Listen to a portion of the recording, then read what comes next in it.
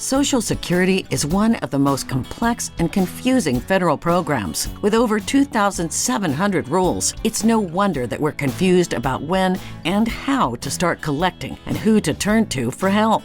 Welcome to Social Security Answers from the Experts, hosted by Martha Shedden. In this podcast series, Martha meets with professionals to provide you with the answers to questions about this most important financial decision. And now, here's your host, President and co-founder of the National Association of Registered Social Security Analysts, Martha Shedden. Hi, everyone, and welcome. I am Martha Shedden, and I have the pleasure of being here today with Skip Schweiss. Skip is a certified financial planner and an accredited investment fiduciary. He currently serves as president of the Financial Planning Association, FPA, the principal membership organization for certified financial planners and those who support the financial planning process. A distinguished financial services executive and advocate for more than 30 years, Skip's career has been focused on serving the needs of registered investment advisors and increasing the awareness of financial advice delivered with a fiduciary standard of care. Welcome, Skip. Thank you very much, Martha. It's great to be with you. Yes, I really appreciate you being on our show. Let's start out with you telling us a little bit of your story. What led you to become interested in financial services? And also, I'd love to know how you became president of the FPA. Sure. So I got a business degree way back in the day, and just a general business administration degree, and I wasn't sure what to do with that.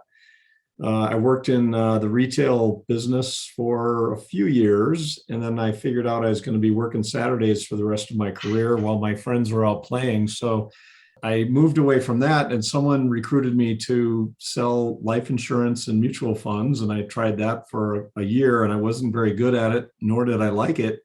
But I really liked the mutual fund part. That gave me a flavor for financial services that I really enjoyed. So I went about finding a role where I could be in financial services, maybe not in direct sales, and landed at a company called Fiserv.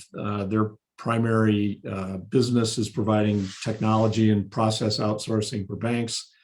I worked there for 20 years, got into they were starting up an advisor custody business, and I got into that and worked there for most of that time. And then TD Ameritrade bought our business in 2008, and I was fortunate to join TD Ameritrade at that time. And I was responsible then for my 12-year tenure there for our retirement plan servicing business, as well as the last 10 years I was there for our public policy advocacy work.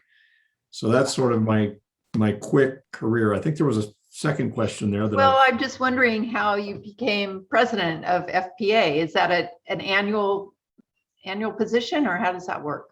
It is, yes. So in my public policy advocacy work, I was working with various trade associations, including the Financial Planning Association. And one day we were walking around Capitol Hill, and one of at the time, president of FPA tapped me on the shoulder and said, "Hey, have you ever thought about potentially serving on the FPA board?"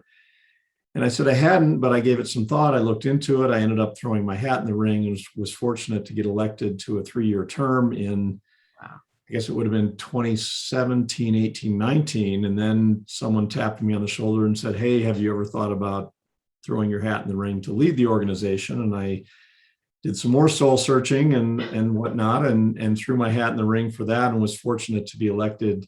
So I was president-elect in 2020. I am president this year of the organization. It is for calendar year 2021. So a little past halfway as we record this in my tenure as president of FPA. Love the organization, 19,000 members across the country. And it's a great challenge and a great opportunity to continue being deeply engaged in this industry and profession that I love. That's wonderful. And I'm sure they're really lucky to have you. So you Some mentioned, might argue, but You mentioned TD Ameritrade and the Retirement Plan Solutions platform. Yep. Can you tell us a little more about that? What type of help did that provide? And was there anything missing in that? Sure. So TD Ameritrade had, in its simplest form, we had two sides to our business. We had the side that most people would know is the retail brokerage side, where you or I might open an account and buy stocks or mutual funds or something for our financial security. We also served as a custodian for investment advisors and their clients. That was the institutional side of our business, and that's where I worked. And investment advisors would be working with business owners to advise them on their retirement plan, typically a 401k, not always. And then we would custody the assets. We would process all the transactions.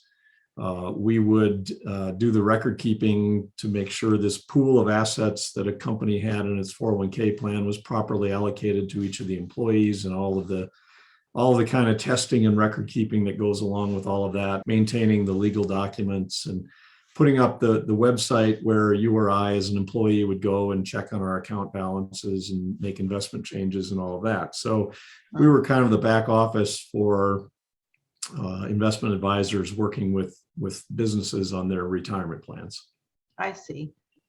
Throughout your career then, what is the most common issue that retirees face with retirement, or what mistakes do you see retirees making in relationship to their finances, and specifically Social Security, if you've had any experience with that?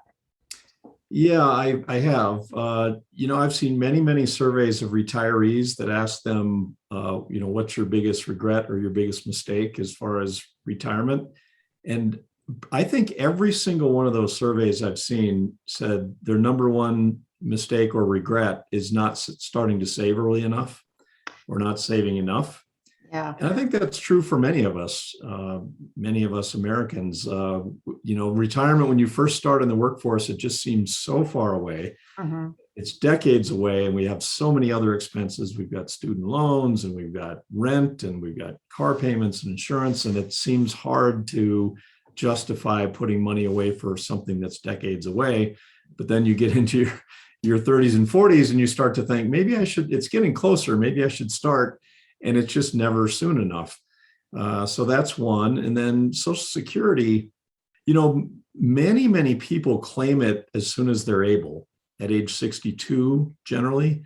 But as you well know, you get a reduced benefit if you start claiming early. There should be a lot of factors that go into that. You should get good advice on that. What's your health situation? What's your longevity in your family? Are you still planning to work? Or, there's so many factors there that Right. should go into that, rather than just, well, I'm 62, I'm entitled to a check, I should apply. So people, I think, really should think through that and get professional guidance on that.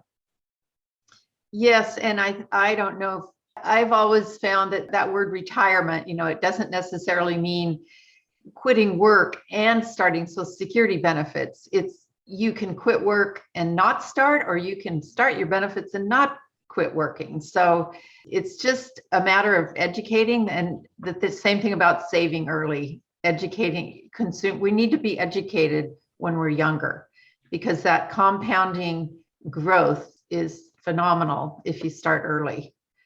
Absolutely. And I'm a big believer we don't do a good enough job of educating younger people in personal finance when they're in high school and college. Right.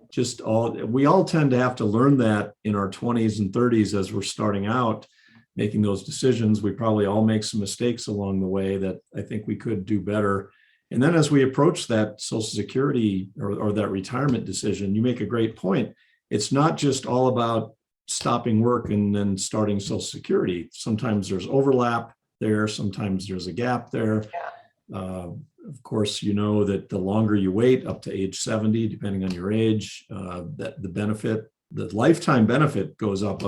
So there's a lot of benefit in that. But again, everyone's situation is different. Maybe their health is not allowing them to work, or Right. They've got a shortened life expectancy, something like that. So there's no one right or wrong answer that applies to everyone. Yeah, and I've done many, many cases, and no two are the same. I Right. can vouch for that. I read a previous interview you did that stated that Americans need to stop thinking about retirement occurring at age 65 because people are working and living longer. And it's interesting that age 65, a lot of people think that's also full retirement age for Social Security because it's so tied in with Medicare. And we all get those ARP sign-ups when we're 50, which a lot of people don't like getting those, but it's, but what are some of the not so obvious effects on retirement planning with people living and working longer? Well, I go back to, we're all living, not of course every person, but as a society, we're living longer and longer. I think, get smarter over the generations about health and taking care of ourselves and nutrition and so on. And medical care continues to get better and better and is going to continue. And you've seen some crazy predictions about what life expectancies might be for, say, our children or our grandchildren or their children, getting it up into the hundreds. So, Yeah. But we tend to have this fixed idea that 65 is retirement age. And I actually did my master's thesis a long time ago, I want to emphasize, on the Social Security system. Oh, you did? I did. Oh my goodness. And when the system rolled out in 1937, I believe it was, and the age 65 was pegged at full retirement age, Yeah. life expectancy was something like 63. Yeah. It was designed for people who outlived their, the average life expectancy and didn't have the means to provide for themselves in retirement. Right. And today, of course, life expectancies have gone from 63 to something like 80. And all we've done with that retirement age is move it from 65 to 67. So we really haven't kept pace. The system hasn't kept pace with the expanded life expectancies. Of course, it's going to take a lot more money to fund our lifestyles, to age 80, and a lot of people are living into their 90s. Right. So there's a macro impact there on the Social Security system. We all read every year the actuaries' report that says the system's going to run out of money in somewhere around 2033. Yeah. And that, again, seems like a long ways away, but it's a dozen years. And benefits are going to come down if something isn't done to stabilize the system. And then at a micro level for us individuals, if I retire and I stop working at 65, but I live to 80 or 90, that is a long, long time to somehow replace my paychecks for 15, 20, 30 years. That's a pretty big challenge.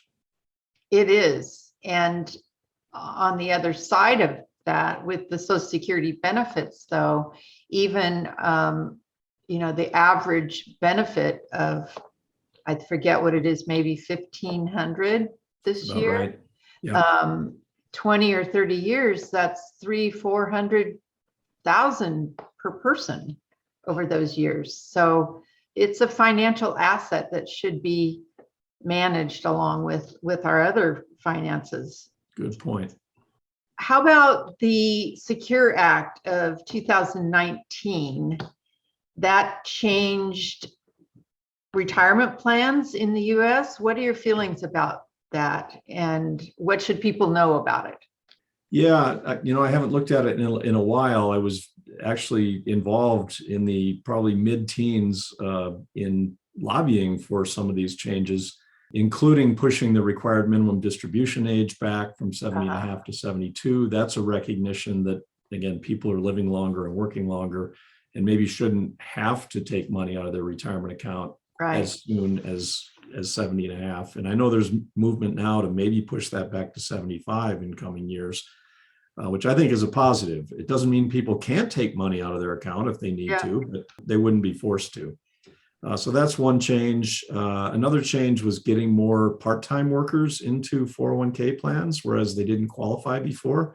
I think that's a great move because there's so many part-time workers. If you're going to school or you're raising children or something like that, and you're working part-time, it's great to be able to be joining your company's 401k plan.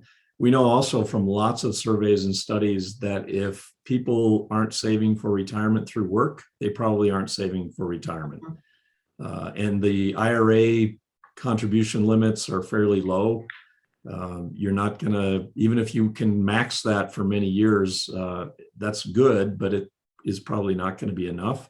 So there are a number of changes like that in the Secure Act, and I'm sure I'm missing some relevant ones here, but there is a bipartisan recognition. There aren't a lot of things bipartisan anymore in Washington, but there's bipartisan recognition that we have a problem societally, that people are not saving enough for retirement, and we need to sort of open the system up more to let more people into the system and make it easier for them to save for retirement.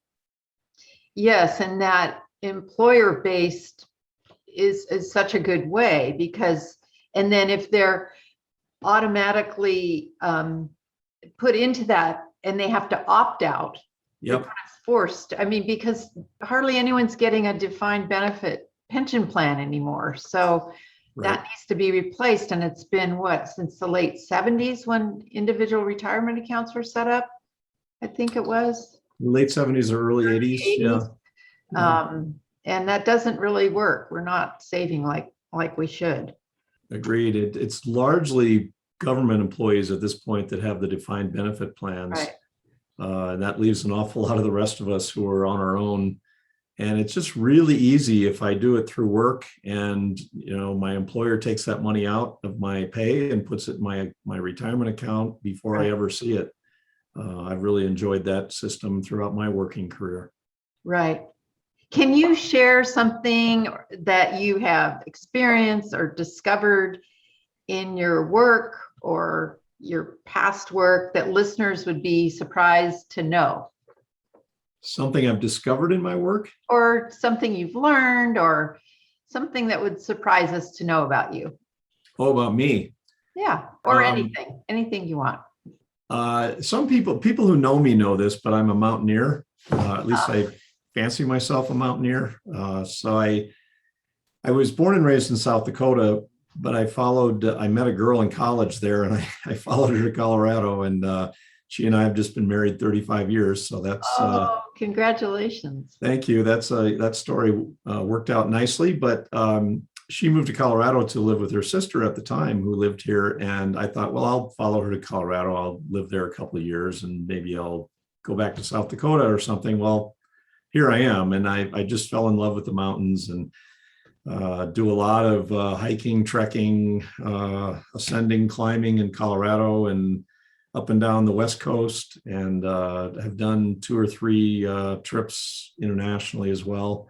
Wow. So that's something that really I love. I love the challenge of it and the satisfaction, the feeling of achievement of that. And we'll continue to do that as long as my body allows.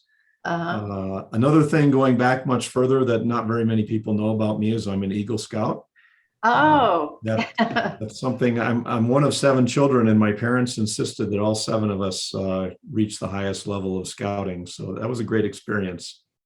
Wow. Well, that probably contributes to your leadership skills now. It may. Yeah. On the topic of Social Security, if you had the power to decide how to extend the Social Security program, we were talking about a couple of those facets of how that can be done. What changes would you make and why?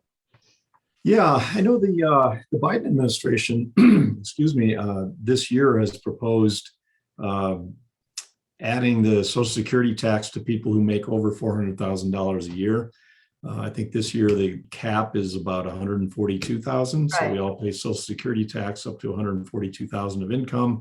Beyond that, we don't. So the president has proposed picking that up again at $400,000. Hard to predict where, if that might pass or not. But to me, the single thing to do, it would be to index that full retirement age to lifespans. We've got to index that and not keep going back. I mean, we made that change from 65 to 67 back in 1983. So 30 years ago, almost 40 years ago, we made that change. Well, lifespans have expanded dramatically since then. We need to index it to life expectancy somehow. That doesn't mean changing the age for someone who's right on the threshold. I don't think you need to do that, for a 60-year-old. But it does mean, I think we need to change the age, the full retirement age for people, in their early, in their teens, 20s, 30s, 40s, maybe. We don't want to move the goalposts too much for people who are getting closer. But I think you do need to move it for people who are further away. And I think that would stabilize the system, would go a long ways toward stabilizing the system. What, on the other end, I've heard some talk of raising the early claiming age from 62, because a lot of people, like you said, they think, well, I'm 62 now, I should start. And there's this perception. And what if there was that you're really going to lose money if you start then, if there was more focus on that, or that was raised? I think that's a valid point as well.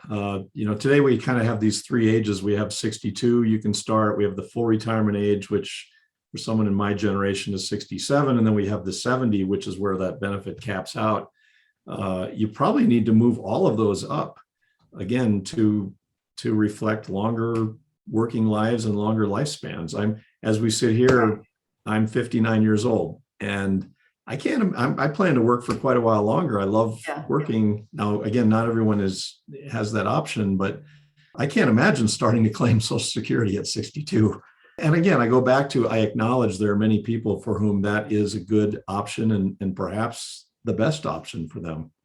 Right. Yes. But there are definitely a lot of factors that come into play on Social Security. And I've seen charts of all the different tweaks and modifications that can be made, very small ones, or like you said, for folks in the future, like in 1983, when they changed from 66 to 67, those people are just now reaching retirement age. And as you mentioned, that's your full retirement age, 67. Right. Yeah. The other topic that just came to my mind when you mentioned about the RMDs being raised from 70.5 to 72 and possibly higher.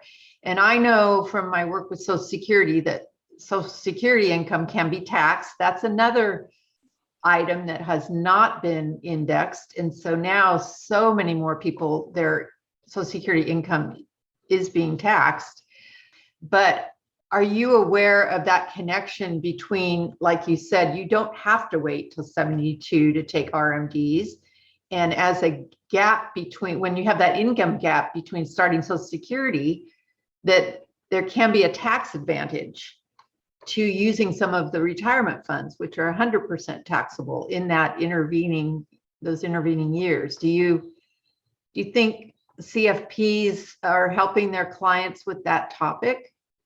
Boy, I sure hope they are. And of course, every CFP provides a different set of services to their clients, but this is critical. I think I often hear from CFPs that when clients approach them for help, it's usually maybe their late 50s when they're starting to see, gosh, I can kind of see retirement from here now. And I don't know if I'm okay. I don't know, if I'm in good shape or not. So I better consult a professional, which is great that they do that. I wish they'd do that far earlier, but that's not too realistic in most cases. But I think that's one of the great services a financial planner can provide to their clients, is doing a Social Security analysis, and in conjunction with the individual's circumstances as far as their work, their health, their, maybe their family situation, all kinds of things like that. The Social Security system, as you know, is fairly complex. It's not just about retirement age and things like that. There's lots of spousal benefits and disability benefits and survivor benefits and the taxation. And if you take benefits before your full retirement age, you get, I don't know, penalized is the right word, but the earnings test. The earnings test, you get a deduction there. So I think financial planners can provide a great service to their clients, sitting down and having that conversation with them about, in light of your circumstances, when does it make sense to start taking Social Security, or should we start, as you just pointed out in your question, should we take money from your 401k or your IRA first or other sources and see if we can push back your claiming age and decisions like that. Yeah, it really takes a team of financial and tax professionals, I think, and that's a whole new opportunity, because all these years we've been saving and accumulating, and now we have to start using that money. And that's a little intimidating, and it can make a big difference, right? This sequence of withdrawal and which you take out of money, you take out of which fund first, and the tax consequences of that. Right. And if you're taking money from different buckets, Social Security and maybe your personal savings or your 401k, yeah, you start combining those and you can kick yourself into higher income brackets and higher tax brackets. So it can get really complicated. And to your point, all during our working years, I know we're encouraged to put as much money away for retirement as we can, and most of us do. But then it's a completely different analysis on, okay, how do I start taking money out now? I think that's more complex, actually. Which buckets do I take it from, and when do I claim Social Security? How are those decisions going to be impacted by taxes? So that's where I think a good professional advisor can really come in. Yeah. Oh, I totally agree. Well, we've gone on quite a while. I just have one last question. Based on your experience and knowledge, what are the top 2 or 3 most important takeaways for financial professionals helping their clients? And you may have already addressed this, but with their retirement planning and their Social Security decision making. Yeah, I'll repeat something I said before. I just think that's a high value service you can provide to your clients, advising them on Social Security and general retirement withdrawal strategies. But Social Security, as we mentioned, is a fairly complex animal, and I don't think most of us as consumers really thoroughly understand it. So I think a professional advisor can really help there. But number 2, in order for them to help, they need to become experts as well. And I think some planners and advisors have taken the time and made the investment in their professional development to make themselves experts in Social Security. Others not so much. I know there's a columnist in one of our trade publications who really specializes in Social Security. I want to say Mary Beth Franklin, and I hope that's it. Yeah, Investment News. Yeah, she does such a great job. Boy, I read her, and she knows that system inside and out. But reading that column, that can help me, but I don't, that by itself may not make me an expert like she is to be able to provide those services to my clients at an expert level. So I would really encourage advisors and planners to use the available tools and educational materials out there to get themselves up to speed to provide a real high value service to clients. Yes, it's really valuable. I agree. So just lastly, where can people go to follow you, find out more about your work, or learn more about it? I'm on Twitter at Skip Schweiss. My friends follow me on Facebook as well. You can find me there. I do a lot of interviews like this and a lot of podcast interviews that it's always fun. This has been a fun conversation. So probably just Google me and you'll find out more than you care to know about out there and where to find me. Well, thank you so much, Skip. This has been really fun. I could go on talking with you for quite a while. It's been a great conversation, great questions. Yeah, thank you.